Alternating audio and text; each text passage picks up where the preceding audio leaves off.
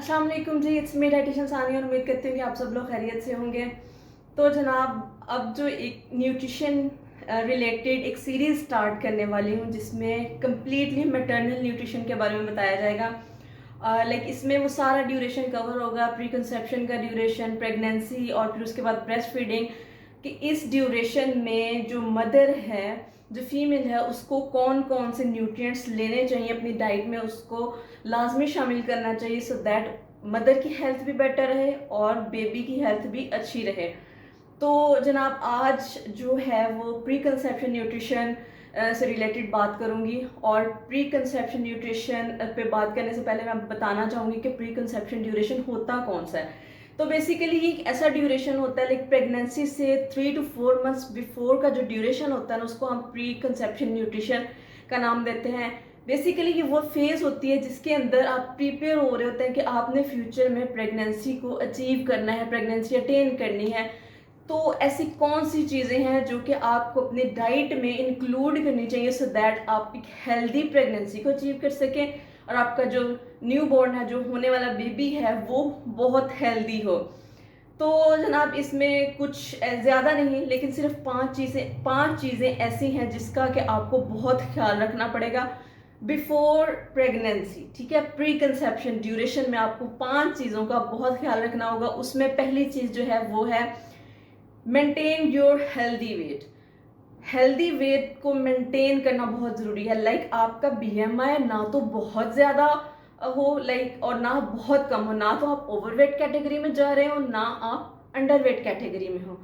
तो देखें, होता क्या है कि अगर आप अंडरवेट कैटेगरी में होते हैं, लाइक आपका बीएमआई 18.5 से कम होता है, तो उसमें ये होता है कि आपको ओव्यूलेशन के प्रॉब्लम्स आना शुरू हो जाता है। लाइक आपकी प्रॉपर ओव्यूलेशन नहीं हो रही होती, प्रॉपर मेंस्ट्रुअल साइकिल नहीं चल रहा होता, जिसकी वजह से आप प्रेगनेंसी को अचीव नहीं ठीक से कर रहे होते।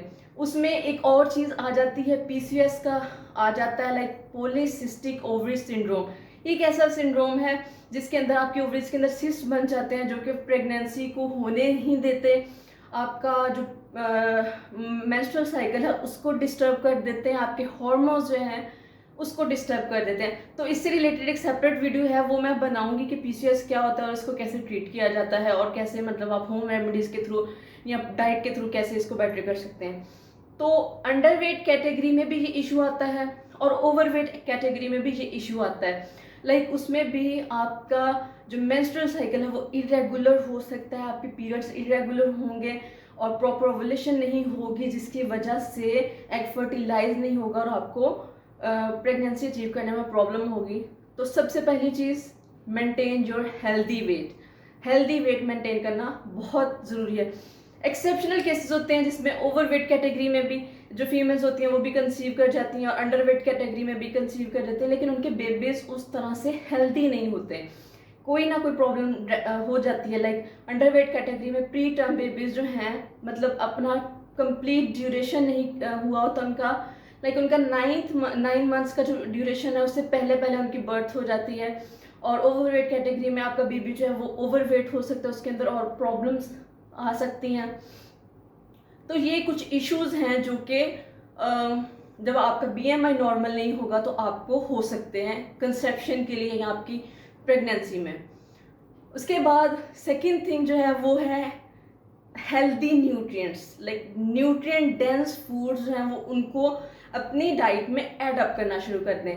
देखिए, अमेरिकन एसोसिएशन ऑफ प्रेगनेंसी जो है वो क्या कहती है कि 3 चीज़ें जो हैं वो आपको अपनी डाइट में ज़रूर ऐड करनी चाहिए अगर आप चाह रहे हैं कि आने वाले 3 से 4 मंथ में आप प्रेगनेंसी अचीव करना चाह रहे हैं। तो आपको 3 चीज़ें जो हैं वो लाजमी अपनी डाइट में ऐड करनी चाहिए। उसमें सबसे पहली चीज़ फोलिक एसिड। अगर आप लोग, मतलब, मेरी सारी वीडियोस देखते हैं तो आपको पता होगा कि मैं फीमेल्स को बहुत ज़्यादा रिकमेंड करती हूँ कि वो फोलिक एसिड का इनटेक करें।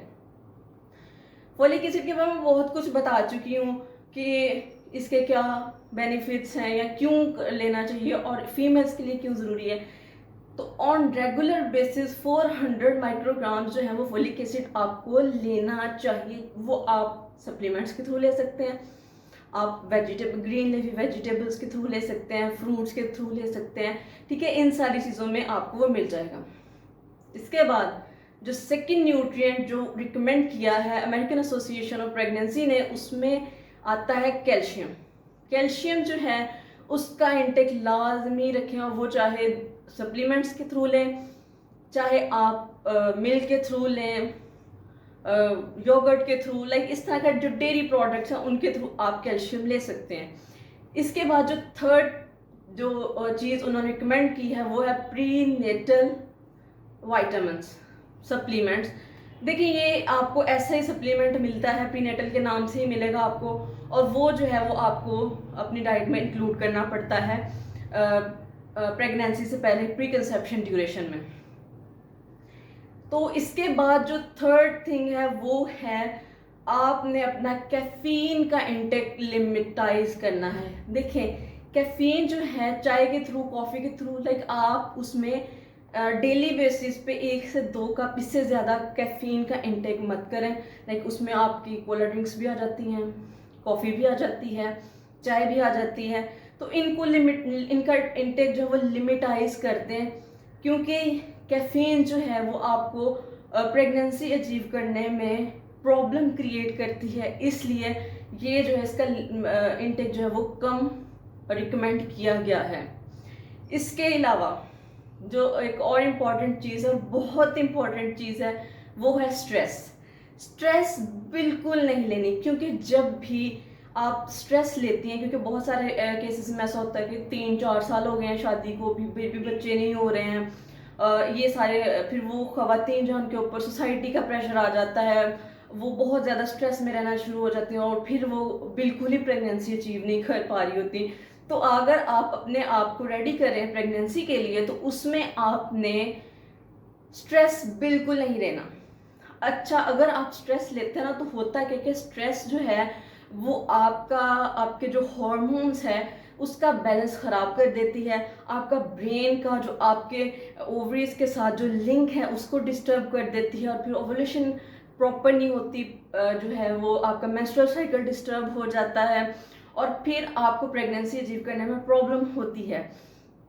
तो ये क्या होता है बेसिकली कि आपका जो हाइपोथैलेमस होता है उसका जो गोनेड्स का एक्सिस होता है, लाइक हाइपोथैलेमिक गोनेडल एक्सिस होता है आपकी बॉडी में, जो कि डिस्टर्ब होने की वजह से आपका लाइक आप प्रेगनेंसी अचीव नहीं कर पा रहे होते। तो इसलिए स्ट्रेस बिल्कुल भी नहीं लेना अगर आप प्रेगनेंसी अचीव करना चाहती हैं तो। इसके अलावा जो 5th पॉइंट है वो ये है कि आपने एक्सरसाइज करनी है, थोड़ी बहुत, लाइक वॉक करें, जॉगिंग करें, स्विमिंग करें, कुछ ना कुछ करें, लाइक साइकिलिंग करें। इससे ये होगा कि एक तो आपको प्रेगनेंसी अचीव करने में हेल्प मिलेगी, सेकेंडली आपका जो प्रेगनेंसी में प्रॉब्लम्स होंगी, लाइक आपको लेबर का जो प्रॉब्लम होगा, लेबर पेन होगी, वो आपकी कम से कम होगी, और ये सारे इश्यूज जो है उनको टैकल करने में जो है वो हेल्प करेगी आपकी एक्सरसाइज। तो इसलिए जो लोग चाहते हैं कि वो आने वाले कुछ वक्त में, लाइक 3 to 4 months, 5 महीनों में, 6 महीनों में, आने वाले वक्त में प्रेगनेंसी अचीव करना चाहते हैं, तो वो इन 5 बातों का बहुत अच्छे से ख्याल रखें, और फिर इंशाल्लाह अगर वो इन चीज़ों को ठीक तरीके से फॉलो करते हैं तो डेफिनेटली वो प्रेगनेंसी, हेल्दी प्रेगनेंसी जो है वो अटेन कर सकते हैं। तो ये एक मतलब थोड़ी सी प्रिकॉशंस, कुछ डाइट थी, कुछ सारी चीज़ें थी जो कि आपको हेल्प करती हैं प्री कंसेप्शन ड्यूरेशन में, ताकि आपकी और आपके बेबी की हेल्थ अच्छी रह सके। इसके अलावा प्री कंसेप्शन न्यूट्रिशन रिलेटेड कोई क्वेश्चंस हों तो वो आप मुझसे इंस्टाग्राम पर भी पूछ सकते हैं, आप मुझसे फेसबुक के पेज पर भी पूछ सकते हैं, आप मुझसे कमेंट सेक्शन में भी पूछ सकते हैं। जो भी आपका इससे रिगार्डिंग क्वेश्चन हो वो आप मुझसे पूछ सकते हैं। ये थी आज की वीडियो, और अगर आप लाइक मैटरनल न्यूट्रिशन सीरीज़ को लाइक कम्प्लीटली देखना चाहते हैं तो आप मेरे चैनल को सब्सक्राइब कर दीजिएगा, और बाकी की जो वीडियोज़ हैं लाइक प्रेगनेंसी रिलेटेड या ब्रेस्ट फीडिंग रिलेटेड, वो सारी आपको इसी सीरीज़ में मिलेंगी।